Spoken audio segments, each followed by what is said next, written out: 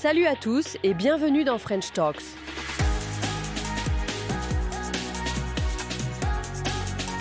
Le podcast pour pratiquer votre français de manière simple et amusante.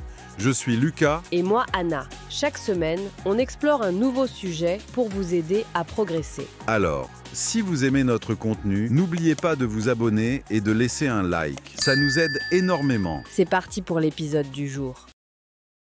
40 questions essentielles pour engager la conversation. Elle est faite spécialement pour les niveaux A1, A2. L'idée, c'est de voir comment on peut lancer une conversation simple, juste pour pratiquer et être un peu plus à l'aise. Exactement. Mais avant de commencer, peut-être un point important sur le français. La différence entre « tu » et « vous ». Ah oui, très juste. Les questions de la liste utilisent souvent « tu ». C'est informel. Pour un ami, quelqu'un de jeune ou qu'on connaît bien. Mais attention, si on parle à un inconnu ou une personne plus âgée, ou dans un cadre un peu plus formel, il faut utiliser « vous ». Oui. Par exemple, la première question « Comment tu t'appelles ?» ça devient « Comment vous appelez-vous ?» C'est fondamental de le savoir. C'est une excellente remarque, merci. C'est vraiment la base. Bon, alors, allons-y avec ces toutes premières questions. Celles pour faire connaissance sur l'identité. La première donc, comment tu t'appelles ? Oui, la plus directe pour savoir le prénom. On répond tout simplement « Je m'appelle » et puis son prénom. Je m'appelle Lucas ou je m'appelle Sophie, par exemple. Simple, efficace. La question suivante, elle porte sur l'âge. Quel âge as-tu ? Voilà. Pour connaître l'âge de la personne, la réponse type, c'est « j'ai » suivi du nombre. J'ai 20 ans, j'ai 45 ans. Il faut bien penser à dire « en » après le chiffre. D'accord. Noté. Bon, après ça, c'est assez naturel de vouloir savoir d'où vient la personne, non ? D'où la question « D'où viens-tu » ? C'est ça. Ça demande le pays ou la ville d'origine. On répond « je viens de » et puis le nom du pays ou de la ville. Je viens d'Allemagne ou alors je viens de Madrid.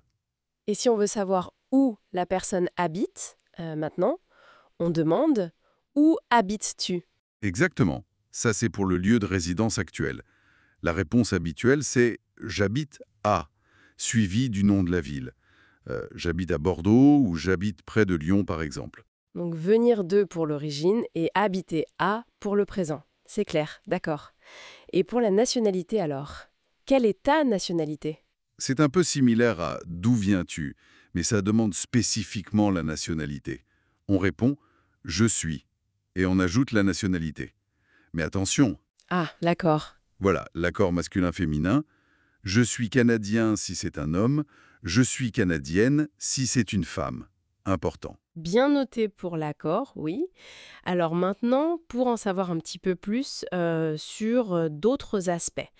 Par exemple, les langues. Tu parles d'autres langues Ah oui, une question utile ça. Pour découvrir si la personne parle d'autres langues que le français.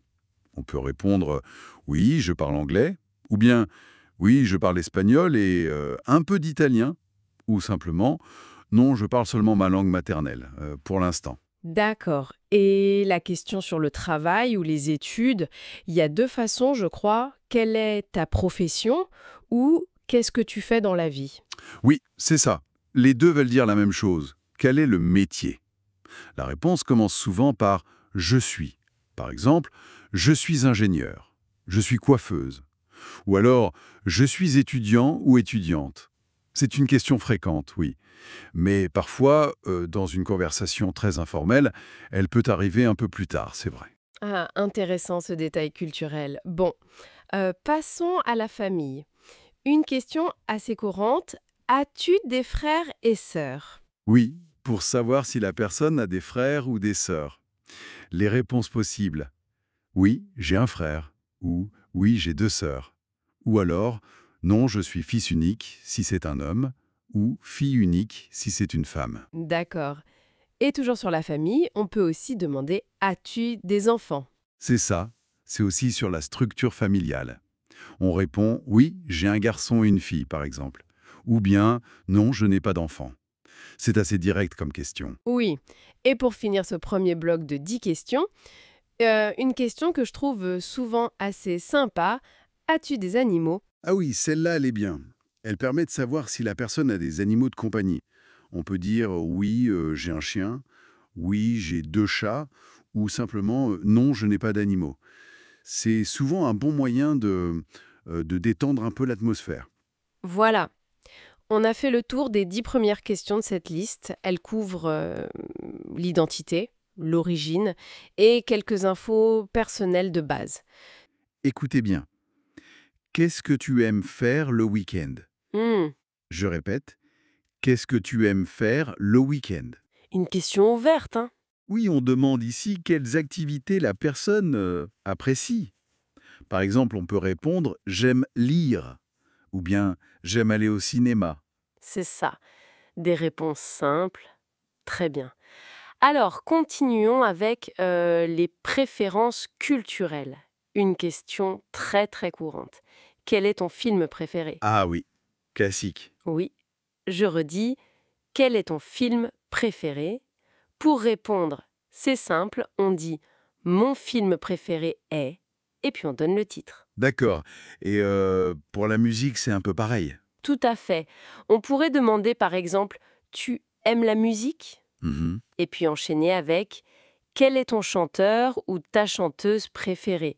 Attention ici hein, à l'accord. Préféré pour un homme, préféré pour une femme. Bien noté. Je répète la question. Quel est ton chanteur ou ta chanteuse préférée? Et la réponse On peut dire oui, j'aime la musique. Mon chanteur préféré est Stromae, par exemple. Ou ma chanteuse préférée est Angèle. D'accord, c'est clair. Parlons maintenant de goût plus personnel encore. Les couleurs, par exemple. Quelle est ta couleur préférée? Simple, direct. Oui. Encore une fois, quelle est ta couleur préférée? La réponse est tout aussi simple. Ma couleur préférée est le bleu ou le rouge, le vert. Voilà. Passons à la nourriture. Important aussi, surtout en France. Ah oui. Alors, pour savoir ce que quelqu'un aime manger, quel est ton plat préféré? Ça donne faim. N'est-ce pas? Je répète, quel est ton plat préféré? On peut répondre, mon plat préféré est la blanquette de veau. Et comment on demande ce que la personne n'aime pas? Ça peut être utile aussi. Ah oui, bonne question. On peut demander, qu'est-ce que tu n'aimes pas manger? C'est assez direct. Qu'est-ce que tu n'aimes pas manger? Et on répond, je n'aime pas manger les épinards, par exemple. Bon, très bien. Autre question, un classique du matin celle-là. Tu préfères le thé ou le café? Encore une fois, tu préfères le thé ou le café? Simple choix. Exact. Et pour les loisirs un peu plus intellectuels, disons, Comme la lecture? oui, la lecture, on peut demander, tu aimes lire quel genre de livre? 2 questions en une. Oui, tu aimes lire quel genre de livre? Ça permet d'ouvrir sur les romans, la science-fiction, etc. Le sport aussi, c'est un sujet qui revient souvent. Très fréquent, oui. La question type serait: tu aimes le sport, tu pratiques un sport. Mhm, Je redis, tu aimes le sport, tu pratiques un sport. Pour savoir si la personne regarde ou fait du sport. c'est ça. Et pour finir notre petit tour d'horizon, une question sur les animaux. Ça plaît Ah souvent. oui, hein. Quel est ton animal préféré? Simple et efficace? Oui. Quel est ton animal préféré? Et là, les réponses sont variées. Mon animal préféré est le chat. Voilà, c'était une petite exploration de questions vraiment basiques pour parler de ses goûts. Des outils simples mais essentiels. La vie quotidienne, le but c'est vraiment de comprendre ces questions de base. On va essayer de lire lentement. Je lis doucement. À quelle heure tu te lèves le matin? Ça veut dire quand est-ce que on ouvre les yeux le matin. Par exemple, on peut répondre je me lève à 7 heures. Mhm. C'est ça. Et on remarque à quelle heure. C'est important ça. Oui. Qu'est-ce que tu manges au petit déjeuner? En gros, quoi manger le matin? Par exemple, je mange du pain et de la confiture. Voilà. Le petit déjeuner, c'est bien le repas du matin. Et ces questions utilisent tu. C'est une manière simple, directe de parler. plutôt informel. Tout à fait. Question suivante. Comment vas-tu au travail à l'école? Comment on va au travail? Ou comment on va à l'école? En voiture, à pied? C'est ça. La manière, le moyen, Par exemple, je vais au travail en bus. très pratique comme question. Maintenant, on va regarder un peu le passé et le futur. C'est important aussi. Alors, pour le passé, qu'est-ce que tu as fait hier? Ah oui, hier. Oui, hier, c'est le jour avant aujourd'hui. Donc, qu'est-ce qui s'est passé hier? Exemple simple, hier j'ai lu un livre. D'accord. C'est le passé composé. C'est ça. Et pour le futur proche, va faire.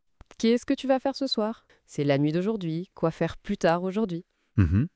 Exemple, ce soir je vais regarder un film. C'est intéressant, oui, de voir comment on pose les questions sur le passé. A fait. Et le futur proche, va faire. Très utile pour raconter sa journée, en fait. Absolument. Allez, on continue avec des questions sur le temps et l'heure. Quel temps fait-il aujourd'hui? La météo. Oui. Est-ce qu'il y a du soleil? Est-ce qu'il pleut? On peut répondre il fait beau. Ou alors il pleut. Essentiel, ça. Et puis, quelle heure est-il? Pour demander l'heure, tout simplement. Exemple, il est 10 heures. Et aussi, quelle est la date d'aujourd'hui? Là, c'est pour demander le jour. Par exemple, nous sommes le 16 juin. Oui, ces 3 questions, le temps, l'heure, la date, c'est vraiment la base, hein. Pour la vie pratique. Indispensable. C'est clair. Et on arrive vers la fin de la journée dans nos questions.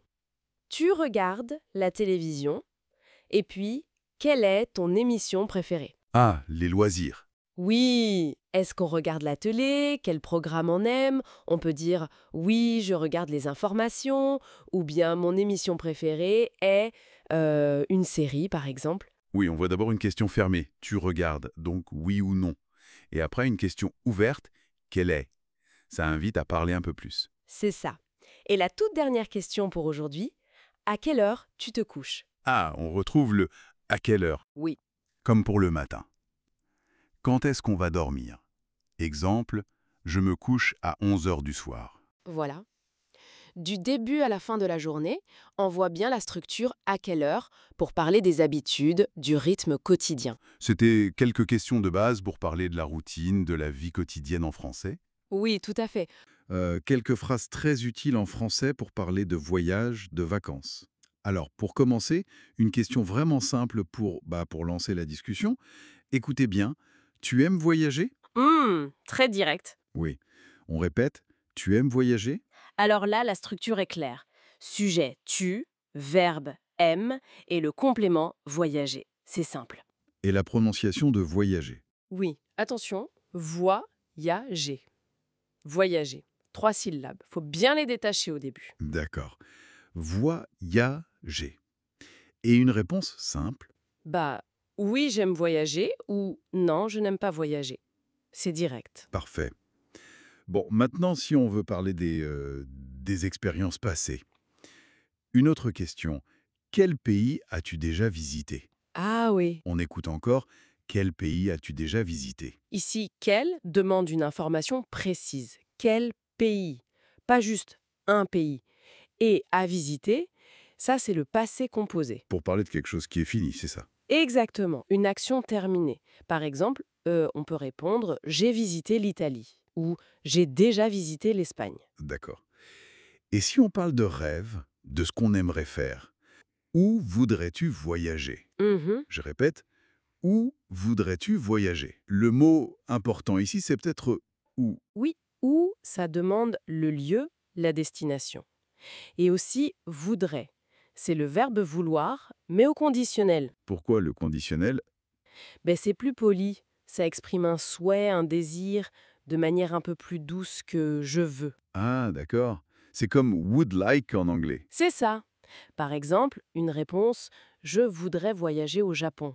C'est un rêve, peut-être. Très bien. Une autre question fréquente, c'est sur les préférences.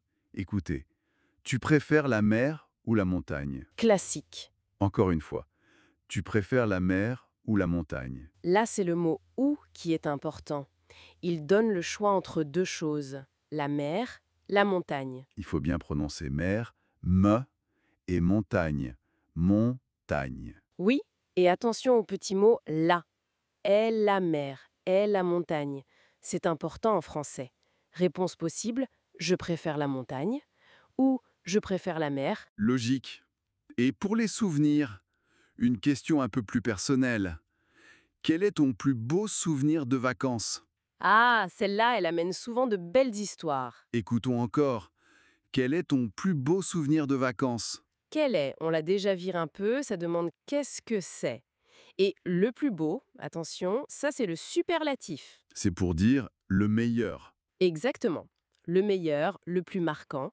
On cherche vraiment une expérience spéciale. D'accord. On continue avec une question sur une destination précise. La France. Tu es déjà allé en France? Hmm, Ou si on parle à une femme, tu es déjà allé en France? c'est ça. Ici, c'est encore le passé composé, mais avec le verbe être. Tu es allé, pas tu as allé. Et il faut faire attention à l'accord. Aller ou aller? À l'écrit, oui, aller. Mais à l'oral, on n'entend pas la différence. Ça se prononce aller dans les deux cas. D'accord. Et on utilise en devant France, c'est ça? Oui, en pour les pays féminins, comme la France, l'Italie, l'Espagne. Et si la personne répond oui, on peut demander dans quelle ville? C'est ça? Tout à fait, simple, court, pour avoir plus de détails. Dans quelle ville ou dans quelle ville, s'il y en a plusieurs. Bien. Parlons des activités maintenant. Qu'est-ce qu'on aime faire? Qu'est-ce que tu aimes faire en vacances? Ah, le fameux qu'est-ce que? Oui, il est long celui-là, répétons. Qu'est-ce que tu aimes faire en vacances? C'est une façon très très courante en français de poser une question qui commence par quoi ou what. C'est peut-être un peu long, mais très naturel à l'oral. Et ça permet à la personne de répondre plein de choses. Oui, oui. J'aime visiter des musées, j'aime me reposer à la plage, j'aime faire des randonnées. D'accord. Ensuite, le moyen de transport. Question, comment tu aimes voyager? Et on peut ajouter des exemples en train, en avion, en voiture. Hmm. Comment, ici, ça demande la manière, le moyen. C'est le how anglais. Exactement. Et notez bien la préposition en train, en avion, en voiture, en bus. C'est presque toujours en. Sauf, Sauf pour à vélo, à moto, à pied. Là, c'est à.